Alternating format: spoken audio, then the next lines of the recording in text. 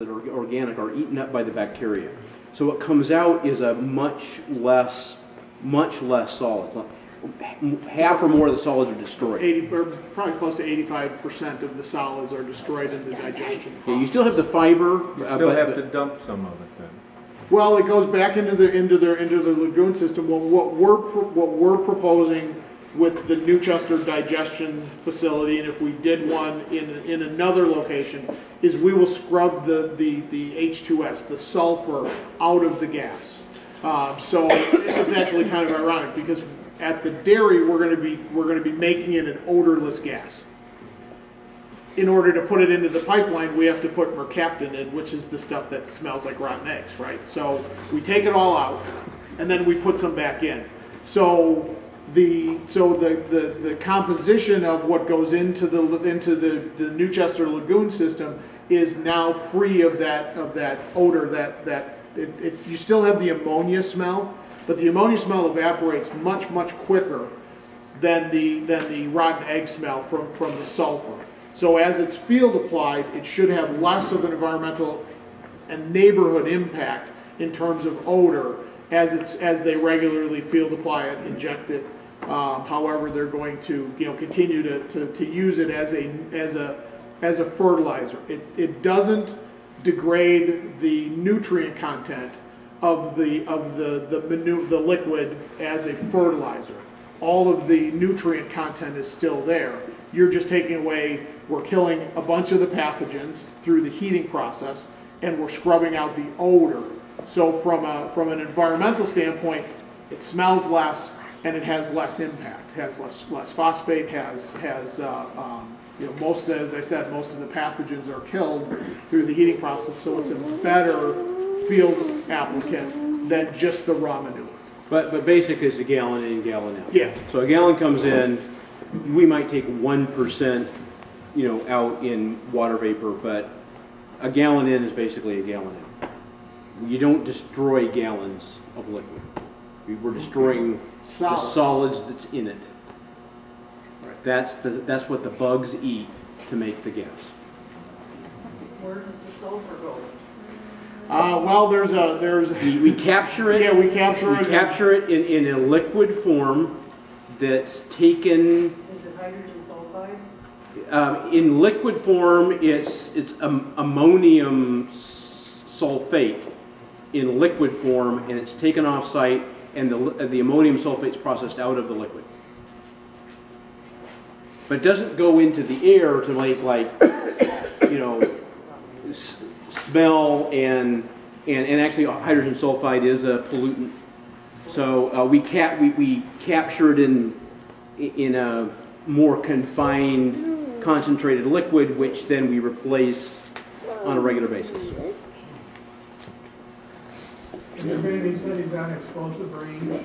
You indicated that it doesn't burn easily, but methane is very explosive. Yeah, natural gas will actually explode in I think like 19% concentrations with oxygen.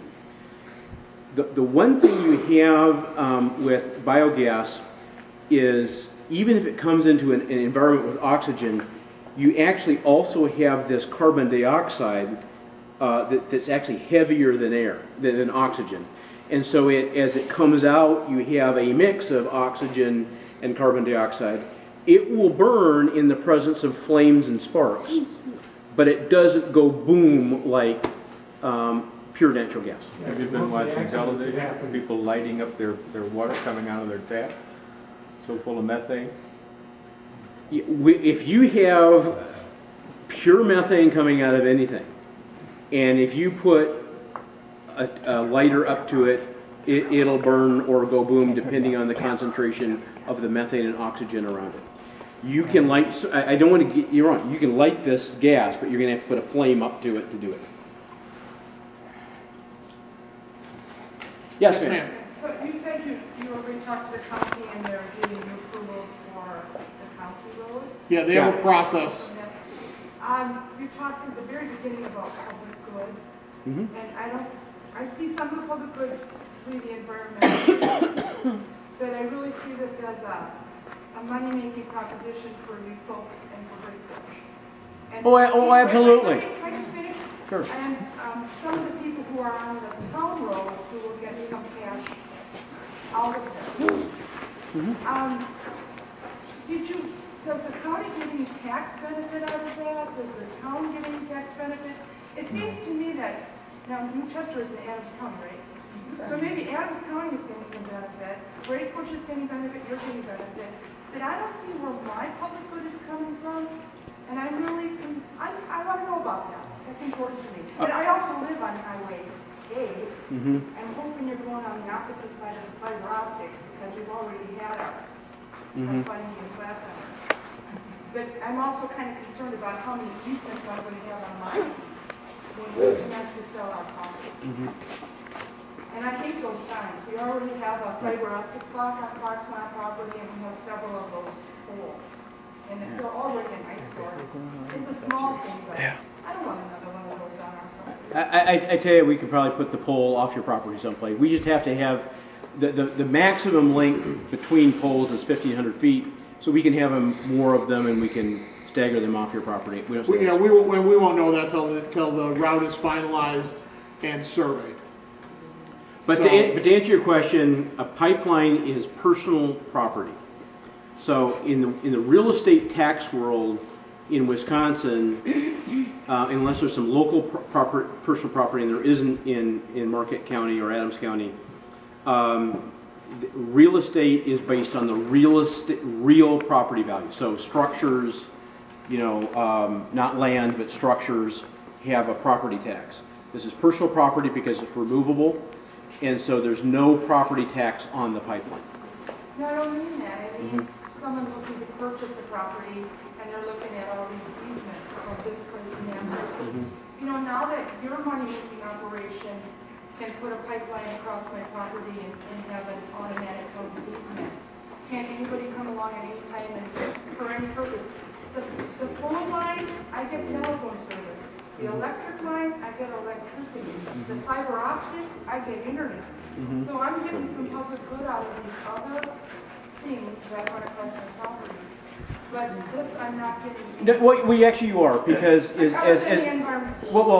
it's indirect, not direct. So you have potential for more employment, a better economic base. You have property taxes coming in from, New Chester in Derry in Adams County, in Brakebush in Marquette County.